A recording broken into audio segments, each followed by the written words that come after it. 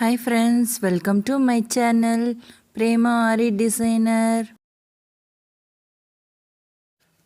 Hi friends, இன்னைக்கு நம்ம என்ன ஸ்டிச் பார்க்க போகிறோம் அப்படின்னா லாங் அண்ட் ஷார்ட் ஸ்டிச் எப்படி போடுறதுன்னு பார்க்கலாம். இதுவுமே ஃபில்லிங் ஸ்டிச் தான். இதையும் நம்ம இது வந்து ஈஸியாக ஃபில்லிங் பண்ணுறது தான். இதில் ஒன்றும் பெரிய வேலை இருக்காது. அதுக்கு நார்மலாக இப்படி ஒரு பாக்ஸ் வரைஞ்சிக்கோங்க.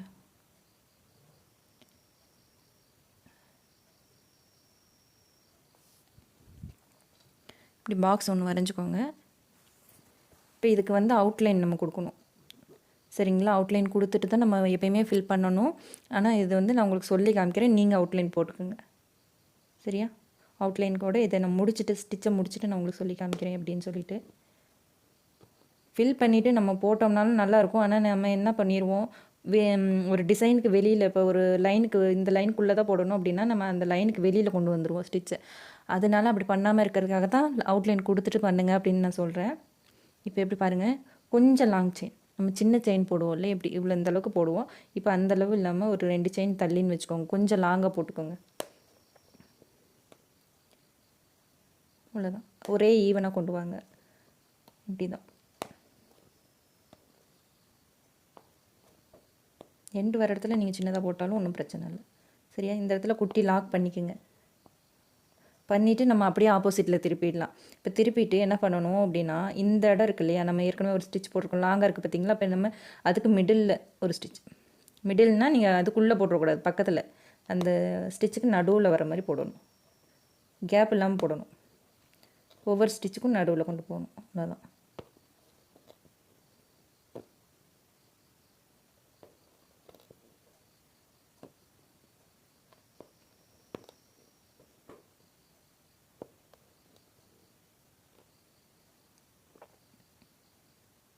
இப்போ இந்த ஸ்டிச் வந்து கொஞ்சம் லென்த்தாக இருந்துச்சுன்னா நீங்கள் இங்கே மிடில்லேருந்து ஸ்டார்ட் பண்ணலாம். அப்படி இல்லைன்னா அடுத்ததுக்கு கொண்டு வந்துடலாம்.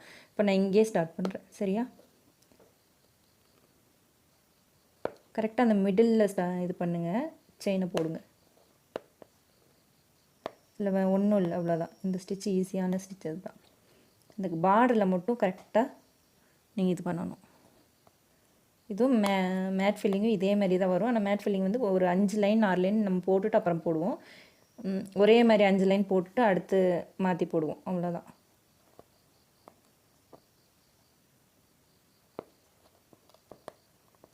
இப்போ என்னென்னா, இது ஏன் அப்படி லாங் அண்ட் ஷார்ட் அப்படின்னா, ஒன்று வந்து மேலே இருக்குது, ஒன்று கீழே இருக்குது. அப்படி இருக்கிறனால தான் அது வந்து லாங் அண்ட் ஷார்ட்.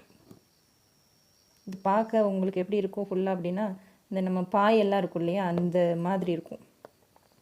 பாயில் எப்படி ஒரு இடையில மிடில் அந்த ஒரு பின்னல் மாதிரி இருக்கும், அந்த மாதிரி வரும்.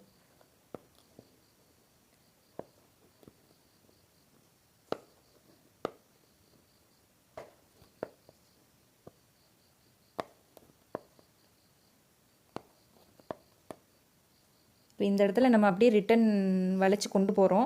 அப்படி வளைச்சும் கொண்டு போகலாம். இல்லை உங்களுக்கு அது சிரமமாக இருக்குது அப்படின்னா ஒவ்வொரு இடத்துலையும் எண்ணாட் போட்டுக்கலாம். ஆனால் எண்ணாட் போட்டு பண்ணோம் அப்படின்னோம்னா அந்த இடம் கொஞ்சம் ஒரு டிஃப்ரெண்ட்டாக ஒரு மாதிரி ஆகிடும். அதனால எண்ணாட் போடாமல் இப்படி போடுறது பெட்டர்.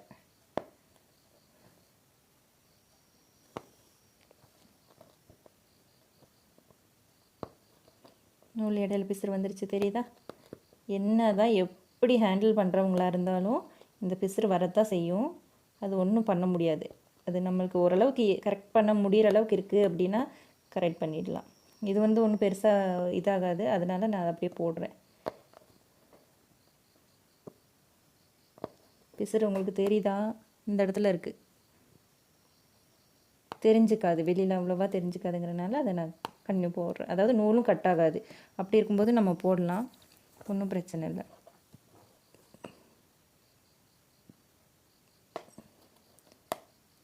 இந்த எண்டு வரும்போது மட்டும் குட்டி லாக் போடுறத நீங்கள் கரெக்டாக போடுங்க. லாக் போடாமல் போட்டிங்கன்னா அந்த இடம் அந்த இது வராது, ஷேப்பே வராது, மாறி போயிடும். ஒரு மாதிரி பெண்ட் ஆகிட்டு வந்துடும் நூல்.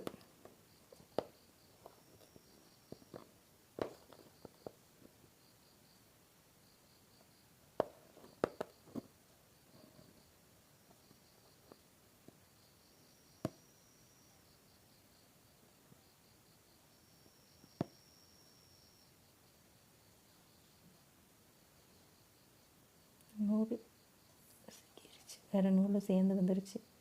அதாவது நான் இப்போ போட்டுட்ருக்கோம் இல்லையா, அந்த கிளாத்தோட நூலும் சேர்ந்து வந்துருச்சு. அதை கரெக்ட் பண்ணி போட்டுக்கோங்க. அந்த நூலே திருப்பி திருப்பி வருது.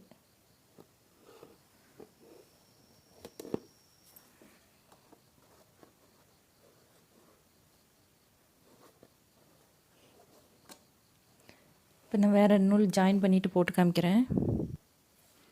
இப்போ நான் வேறு நூல் ஜாயின் பண்ணிட்டேன். சொன்ன மாதிரி தான் செயின்குள்ளே போட்டுடுங்க. இதுக்கு பேக் செயின் போடணும் அப்படிங்கிறதுனால வெளியில் போட்டு திருப்பி நம்ம ஃபஸ்ட்டு ஒரு செயின் போட்டிருக்கோம்லையே, அந்த செயின்குள்ளே போட்டு எடுத்துக்கோங்க. அப்போ தான் டிஃப்ரெண்ட் தெரியாது.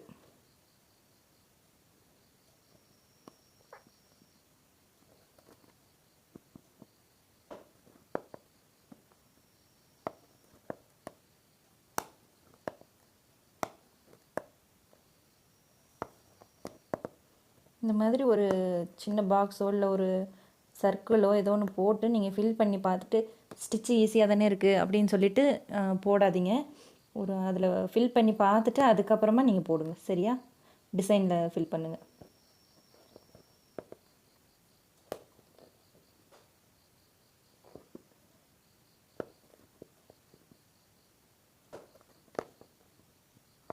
நல்லா கவனமாக பாருங்கள். அந்த மிடில் ஒரு செயின் நம்ம ஃபஸ்ட்டே போட்டிருப்போம், அந்த செயினுக்கு மிடில் ஸ்டார்ட் பண்ணுறோம். அவ்வளோதான், வேறு ஒன்றும் பெரிய வித்தியாசமே கிடையாது.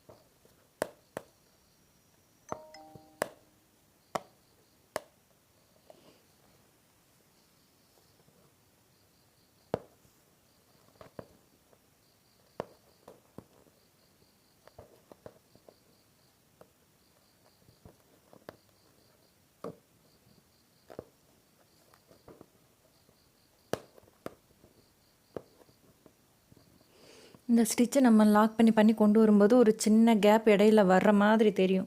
ஆனால் நம்ம கண்டினியூஸாக போட்டு வந்து ஃபினிஷிங் பண்ணி முடிக்கும்போது அது வந்து நீட்டாக இருக்கும். அப்படியே உங்களுக்கு அது வந்து கொஞ்சம் ஓவர் கேப் விட்டுட்டிங்க அப்படின்னா நம்ம என்ன பண்ணலாம், இடையில கூட இப்போ இந்த இடத்துல ஒரு கேப் இருக்குது அப்படின்னா நம்ம அதை இடையில இப்படி ஒரே ஒரு ஸ்டிச் போட்டு முடிச்சுக்கலாம்.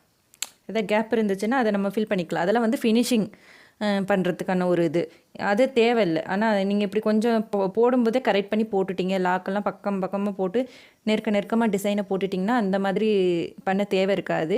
அப்படி ஒரு வேளை அதை விட்டுட்டிங்க, டிசைனை போட்டு ஃபில் பண்ணி முடிச்சுட்டு நம்ம கடைசியில் பார்த்துக்கலாம் அப்படிங்கும்போது அந்த மாதிரி உங்களுக்கு கேப் ஏதாவது அசிங்கமாக தெரிஞ்சதுன்னா அந்த இடத்துல ஒரு ஸ்டிச் ஒரு லாங் செயின் கொடுத்து லாக் பண்ணி என் நட் போட்டு ஃபினிஷ் பண்ணி முடிச்சுடலாம். அந்த மாதிரி பண்ணிக்கலாம்.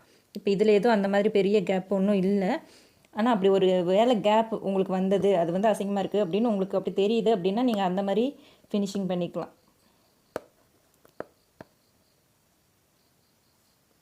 அதாவது நம்ம எக்ஸ்ட்ரா நம்ம அந்த இடத்துல ஒரு தனியாக ஒரு இதை போட்டிருக்கோம் அப்படின்னு தெரியக்கூடாது. அந்தளவுக்கு நம்ம ஃபினிஷிங் பண்ணணும்.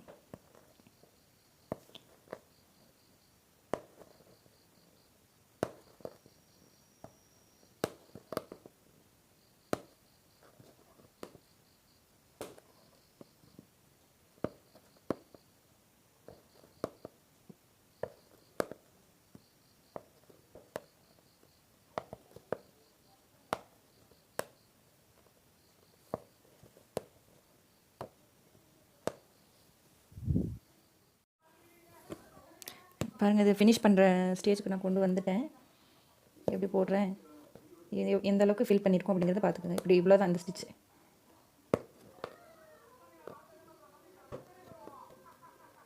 இப்போ இந்த இடத்துல உங்களுக்கு தெரியுதா பேலன்ஸ், இந்த நம்ம போட்டிருக்க ஸ்கொயரோட பேலன்ஸ் இந்த கேப் இருக்கு இல்லையா, இப்போ எங்கே நம்ம திருப்பி இப்படி கொண்டு வர முடியாது. அதனால் இந்த இடத்துல என்ன போட்டுட்டு இந்த இடத்துல நம்ம எக்ஸ்ட்ரா போட்டுக்கலாம். இந்த மாதிரி இடத்துக்கு தகுந்த மாதிரி நம்ம ஸ்டிச்சஸாக கரெக்ட் பண்ணி போட்டுக்கணும்.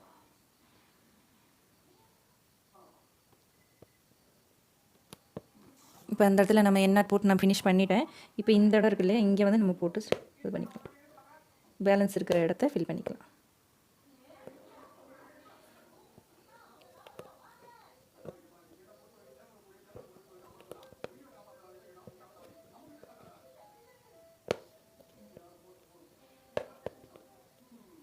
அவ்வளோதான். இந்த இடத்துல என்ன போட்டுக்கலாம்.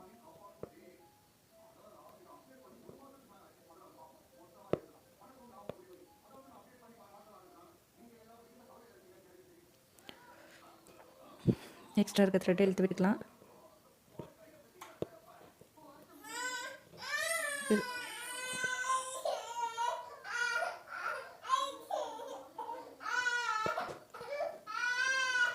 அவ்வளோதான் இந்த ஸ்டிச்சு. இப்போ இதுக்கு நம்ம அவுட்லைன் கொடுத்துக்கலாம். அவுட்லைன் கொடுத்துட்டு நான் காமிக்கிறேன். இப்போ அவுட்லைன் போட்டேன். ஃபுல்லாக செயின் ஸ்டிச் அதே த்ரெட்டில் போட்டுட்டேன். எண்டு கொண்டு வந்தாச்சு.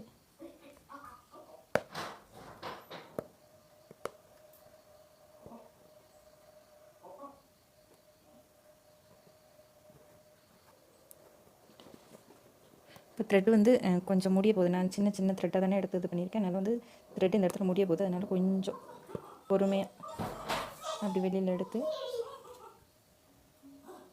லாக் பண்ணியாச்சு. அவ்வளோதான். இப்போ எக்ஸ்ட்ரா இருக்கிறத கீழே இழுத்து விட்டுக்கலாம்.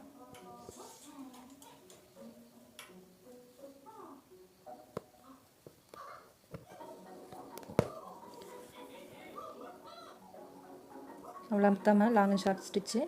இது நீங்கள் எந்த டிசைனில் வேணால் ஃபில் பண்ணலாம். ஃபில்லிங் வந்து நம்ம எங்கே கொடுக்குறோமோ கொடுத்துக்கலாம். எந்த இடத்துல வேணால் ஃபில்லிங் கொடுக்கலாம்.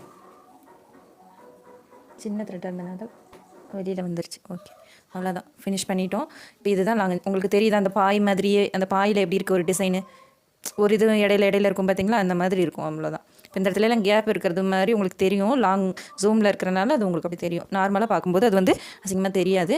இப்படி தான் நம்ம போடுவோம். ஓகே, இதுக்கு ஒரு டிசைன் போட்டு எனக்கு சென்ட் பண்ணுங்கள். ஏதாவது டவுட் இருந்தால் வாட்ஸ்அப் குரூப்பில் எனக்கு கேளுங்க. நான் உங்களுக்கு டவுட் கிளியர் பண்ணுறேன். நெக்ஸ்ட் வீடியோவில் பார்க்கலாம்.